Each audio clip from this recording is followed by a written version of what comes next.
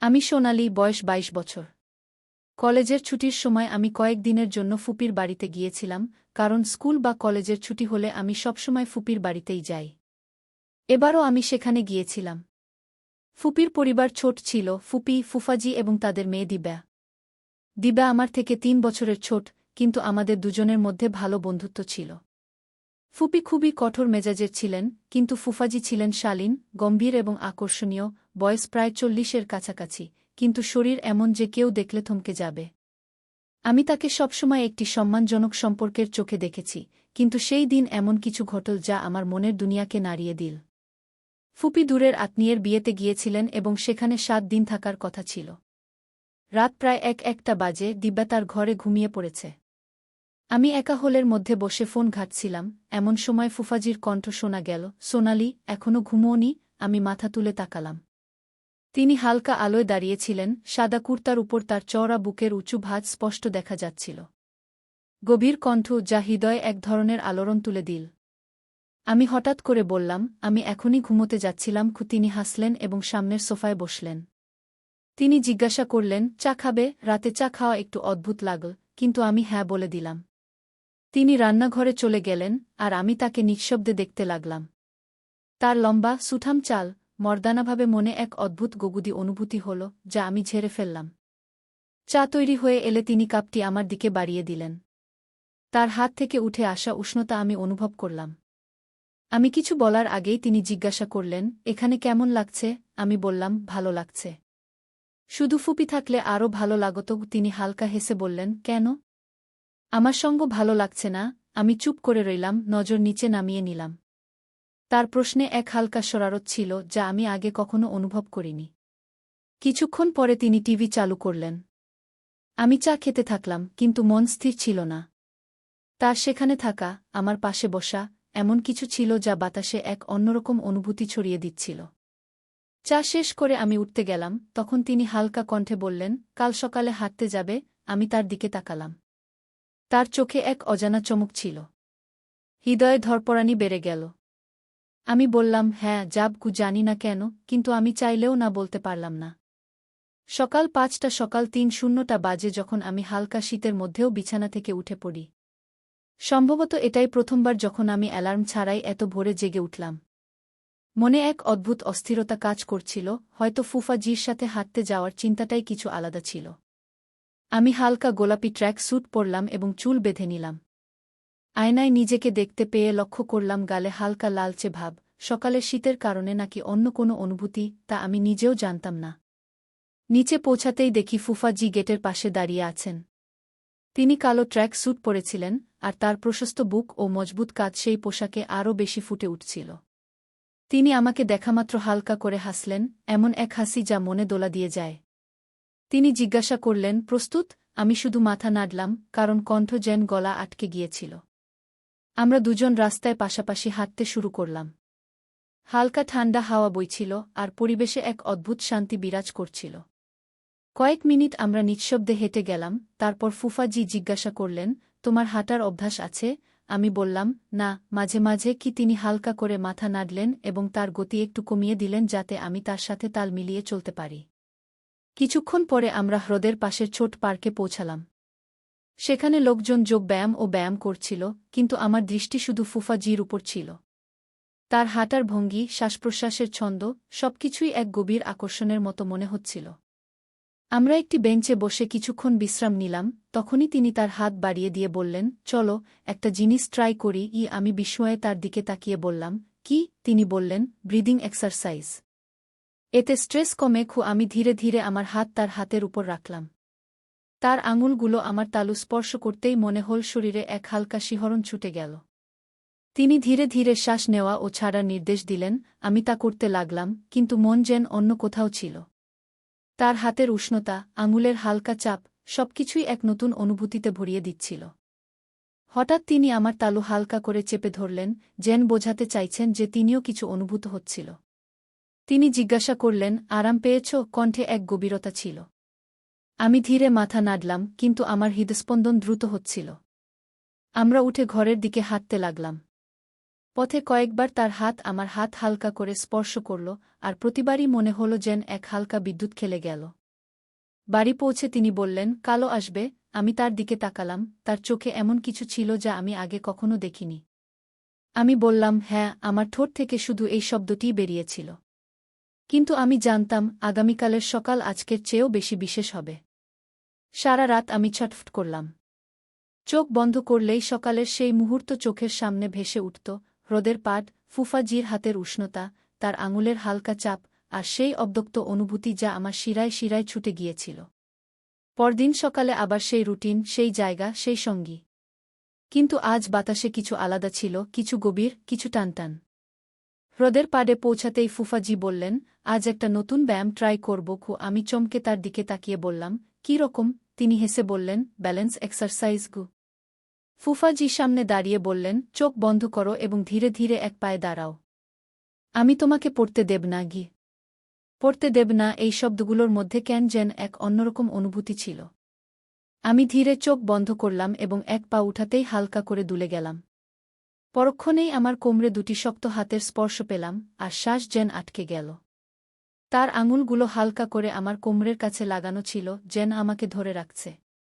কিন্তু সেই স্পর্শে আরও কিছু ছিল, কিছু অজানা, কিছু অদ্ভুত। তিনি বললেন, ব্যালেন্স বজায় রাখো। তার ধীর, গভীর কণ্ঠ কানে মধুর মতো গলে গেল। আমি নিজেকে সামলে নিলাম, কিন্তু সেই হালকা চাপে মনে হল শরীরে এক শিহরণ ছুটে গেল। চোখ খুলতেই আমার দৃষ্টি সরাসরি তার চোখে গিয়ে ঠেকল। সেখানে এমন কিছু ছিল যা শব্দের বাইরে। তিনি ধীরে বললেন, খুব ভালো করেছ গি। কিন্তু তার আঙুলগুলো তখনও আমার কোমরকে হালকা করে স্পর্শ করছিল। আমি অনুভব করলাম, তার স্পর্শ যেন একটু বেশি সময় ধরে রয়ে গেল, হয়তো অনিচ্ছাকৃত, নয়তো ইচ্ছাকৃত, আমি জানি না। সে মুহূর্ত কতক্ষণ স্থায়ী ছিল তা আমি বলতে পারব না। কিন্তু সেই অনুভূতি আমার স্মৃতিতে চিরকালের জন্য গেঁথে গেল। বাড়ি ফেরার পথে আমরা দুজনই নীরব ছিলাম। কিন্তু সেই নীরবতাও যেন কথা বলছিল। সেই রাতে ঘুমোতে গিয়েও ঘুম এল না।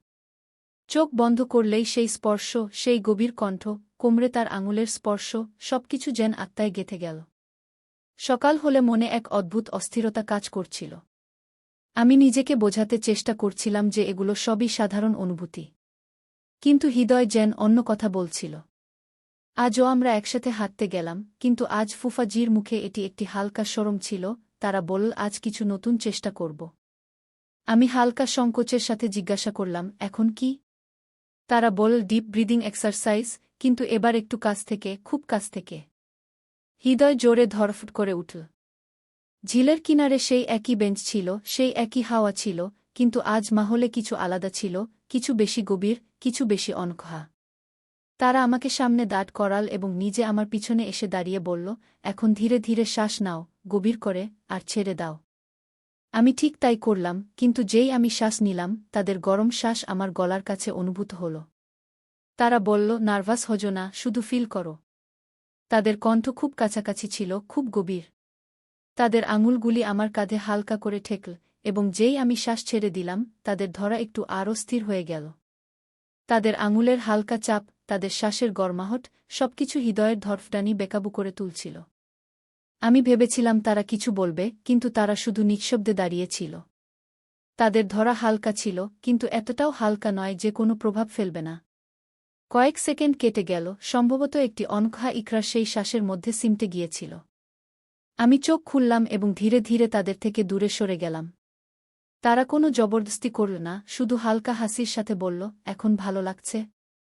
আমি শুধু মাথা নাড়লাম, কিন্তু হৃদয়ে যে ঝড় উঠেছিল তা থামার নাম নিচ্ছিল না। সেদিনের পর থেকে ফুফাজির আমার কাছে থাকাটা একটি অদ্ভুত ব্যথার জন্ম দিতে শুরু করেছিল। তাদের প্রতিটি কথা, প্রতিটি হরকতে আমি কিছু আলাদা অনুভব করতে শুরু করেছিলাম, এমন কিছু যা আগে কখনো অনুভব করিনি। আজও বাড়িতে শুধু আমি আর ফুফাজি ছিলাম। আমি কিচেনে ছিলাম, চা বানাচ্ছিলাম, যখন হঠাৎ পিছন থেকে তাদের কণ্ঠ শোনা গেল, সোনালি, এক কাপ আমার জন্যও বানিয়ে দাও। আমার হাত কাঁপছিল, কিন্তু নিজেকে সামলে নিলাম। আমি বললাম, জি বানাচ্ছি। আমি কাপে চা ঢাললাম এবং যেই পিছনে ফিরলাম, তারা আমার খুব কাছাকাছি দাঁড়িয়েছিল, এত কাছাকাছি যে তাদের শ্বাসের হালকা গরমাহট আমার গাল ছুঁয়ে যাচ্ছিল। আমি একদম থমকে গেলাম। কি হলো? তাদের কণ্ঠ গভীর ছিল, যেন সরাসরি রুহে প্রভাব ফেলছে। আমি বললাম, কিছু না। আমি কাপ তাদের দিকে বাড়িয়ে দিলাম, কিন্তু হাত কাপল চা ছিটকে তাদের হাতে পড়ে গেল। ওহ! আমি ঘাবড়ে গিয়ে তাদের হাত ধরে ফেললাম। তাদের আঙুলের গরমাহট আমার হাতে নেমে এল।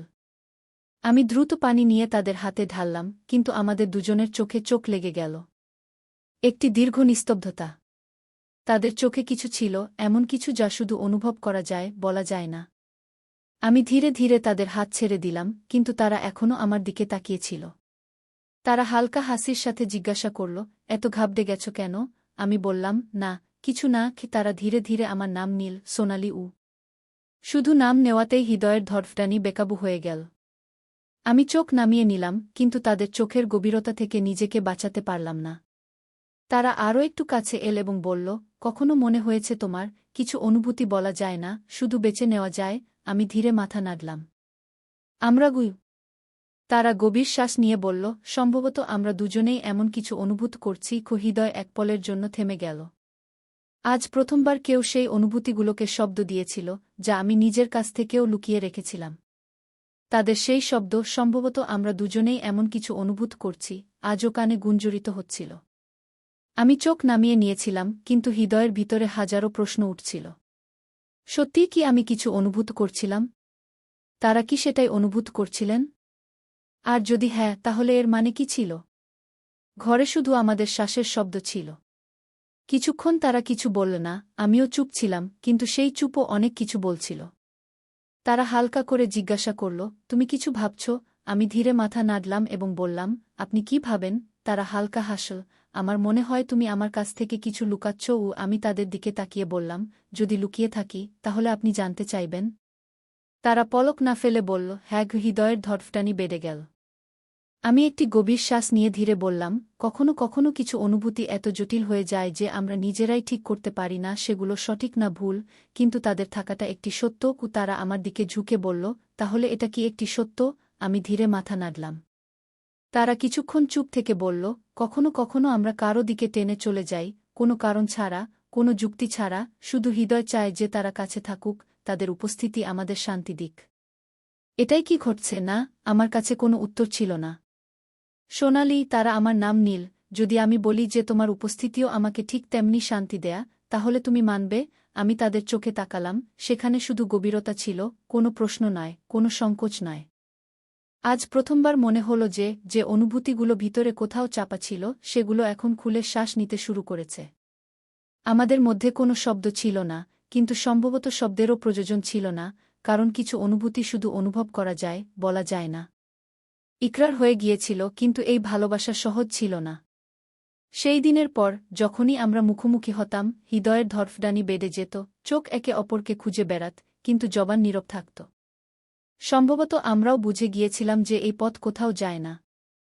আজ ফুপি ফিরে আসছিলেন, অর্থাৎ এখন সেই খোলা আকাশ, সেই বেনাম অনুভূতি সব শেষ হতে চলেছে। সকালে যখন আমি আমার জিনিসপত্র গুছিয়ে নিচ্ছিলাম, তখনই দরজায় হালকা একটা টোকা পড়ল। আমি দরজা খুললাম, ফুফাজি সামনে দাঁড়িয়েছিলেন।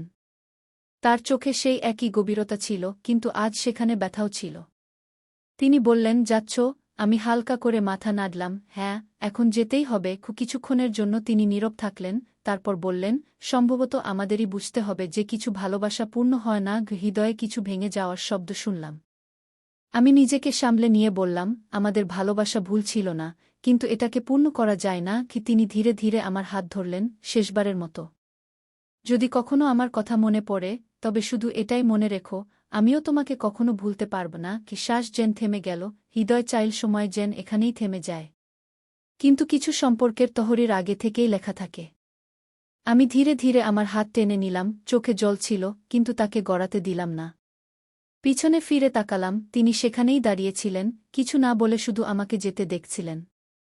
দরজা বন্ধ হয়ে গেল, কিন্তু হৃদয়ের একটি অংশ সেখানেই থেকে গেল চিরতরে। আমাদের সুর অসম্পূর্ণ থেকে গেল, কিন্তু তার সুর আমাদের হৃদয়ে চিরকাল বাজবে। কিছু গল্প শেষ হয়ে গিয়েও শেষ হয় না, তারা হৃদয়ে বাস করে, স্মৃতিতে গুঞ্জরিত হয় এবং প্রতিটি মুহূর্তে জীবিত থাকে যখন আমরা কোনো অসম্পূর্ণ অনুভূতি অনুভব করি। সোনালি এবং ফুফা জির এই কাহিনীও তেমনি ছিল, একটি ভালোবাসা যা সব সীমা পার করতে পারত, কিন্তু বাস্তবতার শৃঙ্খলে বন্দী হয়ে গেল। কখনো কখনো কাউকে ভেঙে চাওয়াই যথেষ্ট, তাকে পাওয়া জরুরি নয়। যদি আপনি এই গল্পটি পছন্দ করেন তবে লাইক করুন, কমেন্ট করুন এবং চ্যানেলটি সাবস্ক্রাইব করতে ভুলবেন না। এমনি হৃদয় ছুঁয়ে যাওয়া গল্পের জন্য আমাদের সাথে থাকুন। আমি আপনাকে পরের গল্পে আবার দেখা করব।